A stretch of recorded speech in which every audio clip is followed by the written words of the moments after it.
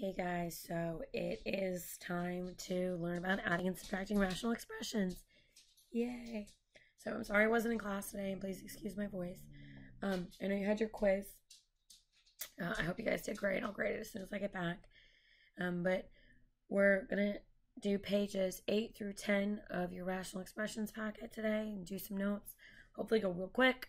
And then tomorrow you're going to do pages 11 through 13 as a classwork grade and ask any questions that you had over this. And so let's go ahead and get started. So adding and subtracting rational expressions, you guys all need to know how to do this, obviously. But 1/2 plus 2/3, well, obviously they need to have a common denominator to add them. And so how indeed do you find a common denominator? Well, the common denominator is it's any expression that contains all of the factors of all of the individual expressions. For instance, we know that the least common denominator for this sucker would be 6. Then how do I use that? Well, I multiply each expression by both the numerator and the denominator, by what it's missing, by what it would need to make that new denominator 6. And then so essentially I'd get 3/6 plus 4/6. The solution would be 7/6. Okay. Anyway, so all of this is the basis for adding and subtracting functions. Okay, essentially, if you have a rational expression with a variable in the denominator, just keep in mind that variable can't be 0. So we always need to state the restrictions on the variable. But if I'm adding them and they've got the common denominator, just add them up and simplify. So let's go ahead and do number 1 together on page 8. So 13a over 4a squared plus 5a over 4a squared. Now, one thing that you can do here is to cancel out the a's before you get started, and you're welcome to do that. It's not really going to change anything here. You can do it in the beginning or you can do it on the end, whatever you deem is easiest for you. But I've already got a common denominator, so adding them together, 18a over 4a squared. Notice a can't be 0. And so simplifying this, one of the a's cancel. 18 over 4 is 9/2. I'm left with an a in the denominator. So this expression is essentially 9 over 2a as long as a is not 0. Super simple, right? The next one, notice we have no variables in our denominator here. So our variable could be all real numbers. X can be all real numbers here, no problem. But one thing to watch out for is this minus. One thing that I suggest is putting a parentheses there so we know that we're distributing that negative. It's essentially going to say I'm subtracting the 7x, but I'm also subtracting the 2. So it'll be 9x plus 12 minus 7x minus 2 all over 16. Again, we have no restrictions on our variable here. Quite nice. So we have 2x plus 10 over 16. And we do want to factor and cancel if possible. So I can factor a 2 out of here and I have 2 times x plus 5 over 16. So essentially x plus 5 over 8. And again, no restrictions. How nice. All right, what about number 3? So if something cancels beforehand, you're welcome to do so. But y squared plus y squared minus 9, plus something with y squared minus 9. So let's just add and combine like terms. And notice I can tell in the beginning here from this common factoring, y can't be 3 or negative 3. So just keep that in mind as we work the problem out. Don't forget to state your restrictions on your variable at the end. So I'm going to have y squared plus 10y plus 21 all over y squared minus 9. Let's factor because hopefully something can cancel. Remember, we always cancel factors, not terms. So this is y plus 7 times y plus 3 over y plus 3, y minus 3. Isn't that nice? So goodbye, Felicia's. And we are left with y plus 7 over y minus 3, as long as y was never plus or minus 3. Huzzah. Okay, number 4. Hope you guys are getting the hang of this. We have y, if we look at the beginning, a cannot be 1/4, and we can simply figure that out by setting 12a minus 3 equal to 0. All right, I'm going to go ahead and combine our functions here, our two expressions. Look at that. Now, this is a difference of squares. Whether you notice that, I don't know, but hopefully you did. I forgot my a. So this is 1 minus 4a times 1 plus 4a all over 12a minus 3. Now, why might that be helpful? Well, SpaghettiOs. Anyway, I can factor 3 out of the denominator here. And now I have 4a minus 1. Well, we talked about this in class. 1 minus 4a, if I factor a negative out of that, now that would be 4a minus 1. And so essentially now I can cancel the 4a's minus 1. And your final answer would be negative of 1 plus 4a all over 3, as long as a is not a fourth. Now, I don't care if you distribute that negative, whatever, because it's not going to simplify anything any further. You get the general gist. All right? Now, before I go on, I want you to work out number 5 and 6 on your own. So take a quick second, pause the video, work out 5 and 6, see what you get. Okay? All right, here's 5. Here's 6. Glorious. All right. On number 5, combine like terms. Don't forget to distribute this negative to the n and to the 1. All right. And then factor it. You should get n plus 4 over n plus 3 equals negative 3. Or as long as n is not negative 3 and 2. Lovely. Second one, lots of like terms to combine. Factor out of 7k. One thing that you're going to have to notice is a factoring trick or whatever you're going to do here to factor this sucker down, but the denominator does factor to 2k minus 1, 3k minus 1. All right? So, all right, now all of that was all, I already had a common denominator. What if I don't have a common denominator? What am I going to do? All right, first you need to understand truly what a common denominator is. A common denominator is any expression for which all of the denominators in the expression divide evenly into. I'm going to show you a quick example right here. So let's say I have the expression 1 over x plus 2 plus 3 over 4 times x plus 3. Well, one common denominator would be 4 times x plus 2 all squared times x plus 3. Now, just to point out, I don't really need this x plus 2 squared, okay? That's going to give me my least common denominator if I get rid of the square. But let's look at this. X plus 2 divides into the function. 4 goes into it, and so does x plus 3. All right? It's great. It is a common denominator. It's not the least. The least common denominator is one of those common denominators for which there's infinitely many. But it's the one for which it has the least factors. So I don't need the square here. The least common denominator of this expression is 4 times x plus 2 times x plus 3. Okay? I didn't need the extra x plus 2 in there.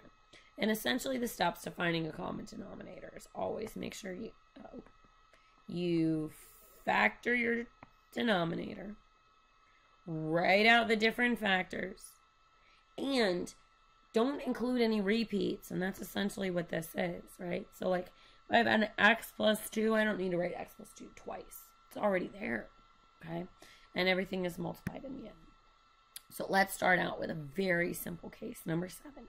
15 over 2x minus 16 over 3x, okay?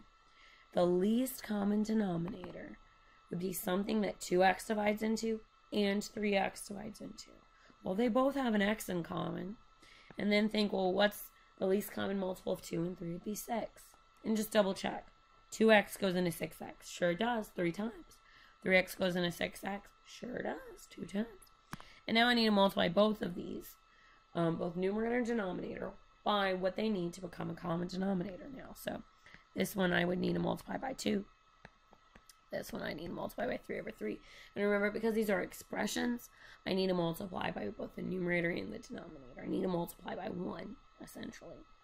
All right, so, and then try not to do any canceling here. You'll see on the next one, like people try to cancel in the middle and it screws everything up. So anyway, 45 over 6x minus 32 over 6x Glorious. They have a common denominator. 45 minus 32 is 13 over 6x. X can't be 0. Problems can't get any simpler than that. Thank goodness, right? All right, now what about number 8? 4a over a squared minus 7 over 8a. There's a couple different things you can do here. One thing you could do is you could cancel out these a's and go from there. And let's say I wanted to do that. So now I have 4 over a minus 7 over 8a. Well, goodness, I still don't have a common denominator. And it doesn't matter if you do a canceling step in the beginning or the end, you're going to end up canceling anyway. My least common denominator, both of these have an a already, but they don't have an 8. So a divides into 8a, in fact, 8 times. 8a divides into 8a once. So this sucker is missing an 8. It's 8 over 8. 32 over 8a minus 7 over 8a. And if this is moving too fast for you, go back and rework the problem again. All right, but remember the definition of the least common denominator. It's the denominator that has the least amount of factors for which all of the two other denominators divide into. So this fits the bill. All right, so 32 minus 7 would be 25 over 8a, as long as a can't be 0. All right. How about we try number 9 together? We'll try number 10 together. And then the next set, I want you to try on your own. All right, so k squared plus 16 over 5k minus 10 minus 4 over k minus 2. This situation right here, I'm going to factor that sucker out before we find a common denominator. It's definitely possible to do it without factoring it out. It's 5 times k minus 2. But it's going to be nasty, and that's not a lie at all. Like, it's a lot of extra work if you don't factor and find the least common denominator, if you only just find any random common denominator. All right, so least common denominator. Notice they both have a k minus 2 in common, so I'm just going to list one of those. What's it missing? This 5. It needs to have a 5, okay? So that's my least common denominator. The first expression already has all that. 5 times k minus 2. Second one's missing a 5, which essentially gives us k squared plus 16 minus 20 all over 5 times k minus 2. Here's the great part of these.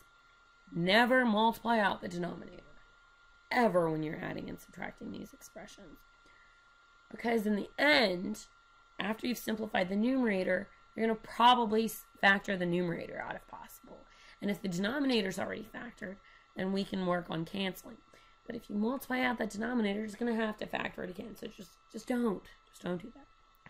All right, now I'm going to have k squared minus 4 over 5 times k minus 2. And this is what I'm saying. If I had written that as 5k minus 10, I'm going to have to factor the 5 out anyway. Because I know this is one of my special factors. K minus 2 cancels. And I'm left with k plus 2 all over 5.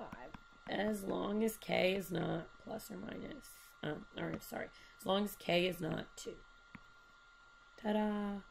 Alright? Now, number 10 is similar. Let's see how that one goes. 7 over y plus 8 plus 35 over y squared plus 11y plus 24. Oh, always factor before you try and find the common denominator. This lovely chap's already factored, but this one, now. So, what does it factor down to? Y plus 8, y plus 3.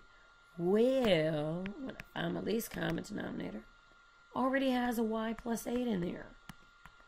Right? And they both already have a y plus 8. What else does it need? A y plus 3. Which means this first expression must be multiplied by y plus 3 over y plus 3 in order to get a y plus 8, y plus 3 denominator. Alright? So I'm going to have a 7 times y plus 3 plus 35 all over y plus 8, y plus 3. Let's see what happens here. 7y plus 21 plus 35 all over y plus 8, y plus 3. So essentially I have 7y plus 46 all over y plus 8, y plus 3. And that's your answer. as long as y is not -8 or -3. And you might be like, that looks weird. I expected something to cancel. And generally, we do expect something to cancel. But there's no common factor between 7 and 46. So that's it. Don't try and do anything else. That's just your answer. I want you to try 11, 12 on your own. Okay, so pause. Pause the video. Work them out. Here are the answers. All worked out. All right, so number 11 comes out to be x minus 1 over x plus 3 when x is not -2 or -3. Okay, so come back and look at the video. Always check to make sure you had a common denominator if you mess something up.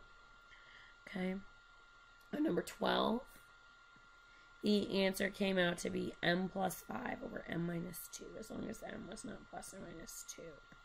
Again here, make sure you have that common denominator, which in this case is m plus 2 times m minus 2.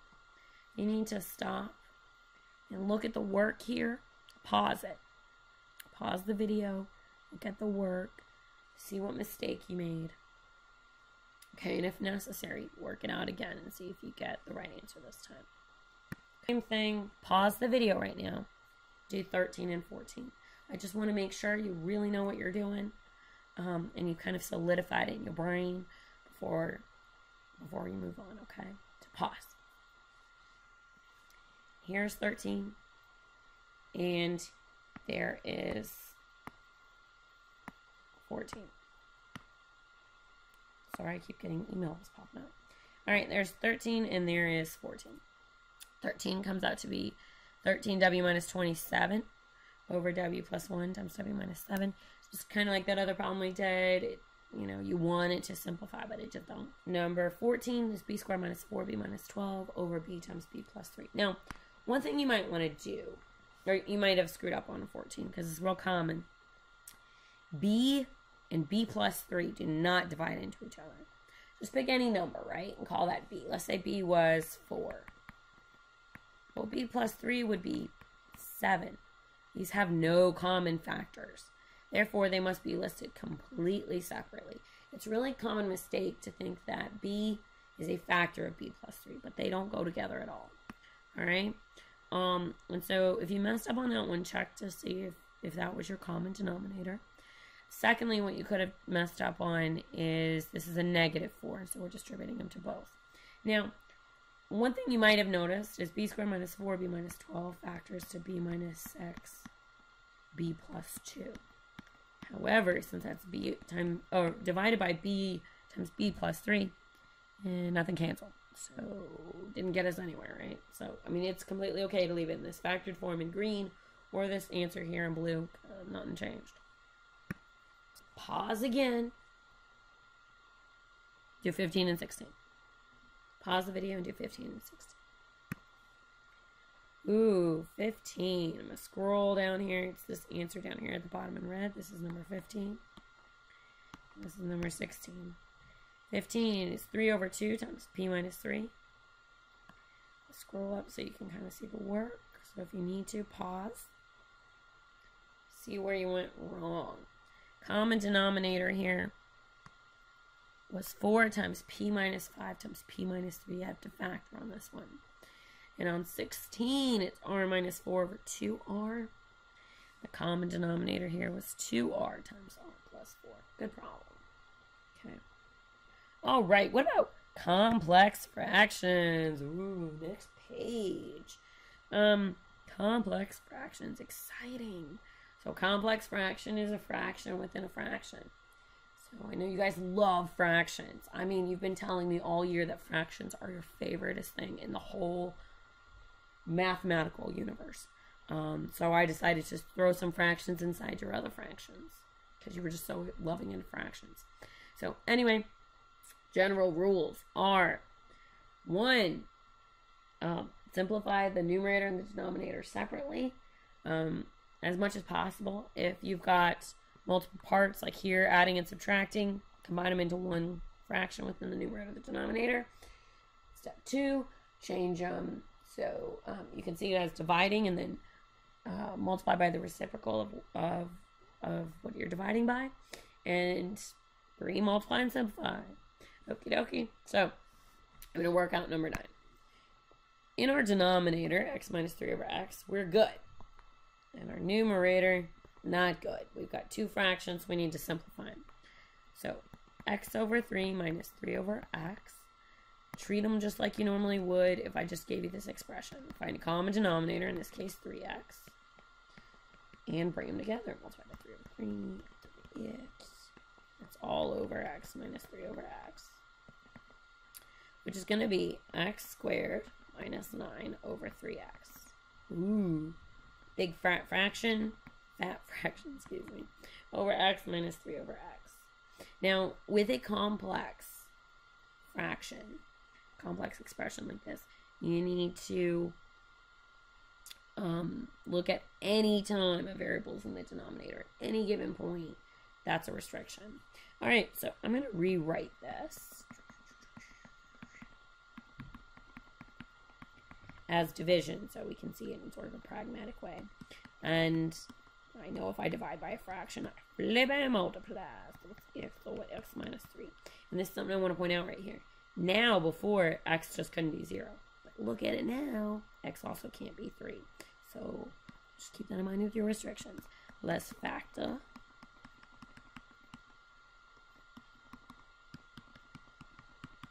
And cross cancel. Bye. So my answer would be x plus 3 over 3, as long as x is not 0 or 3. Ta-da! Alright? Not so bad. It's just kind of, you gotta make sure you know how to add and subtract fractions, or you can't do this. Alright? Number 10, I'm gonna see if you can work that sucker out on your ownsies.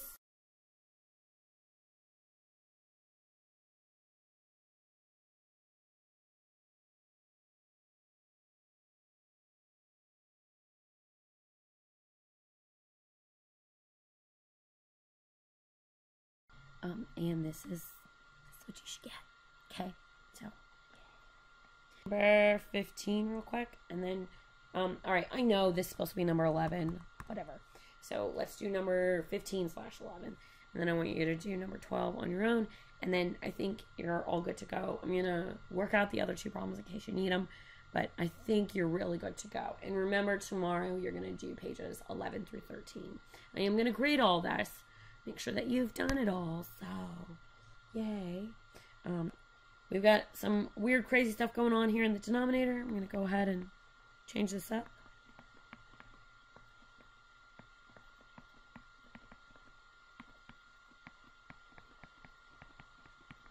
I can see my least common denominator for the denominator. Gosh, so many denominators. It is 4 times n minus 4. And so this sucker's missing a 4 over 4. I'm going to go from there.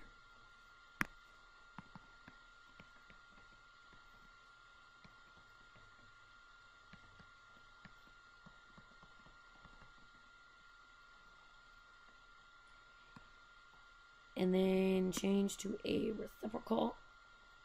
And this is going to be x by 4 times 4 times n minus 4 all over 75. Oh Lord, I gotta think. 4 is cancel. 5 goes into 75 15 times. So it's n minus 4 over 15. As long as n was not 4. Okay, that's a problem. We need to make sure that that's satisfied. And that's your final answer here. Alright, I want you to go ahead and work out number 12 on your own, and this will be the last one you absolutely are required to do on your own. Alright, so pause the video, see what you get. Alright, I'm going to go ahead and work this one out. And if you need to see it, you can watch me work it out. Otherwise, you can just fast forward and see the answer.